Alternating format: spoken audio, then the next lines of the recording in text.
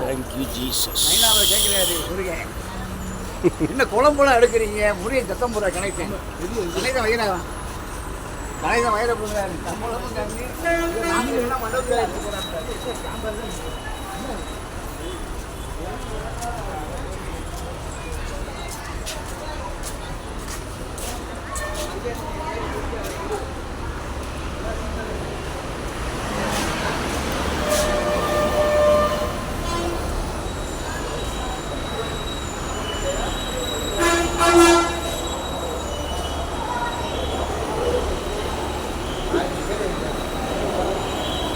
முப்பத்தொன்று வரும் திருப்பரங்குன்றத்தில் வரும்.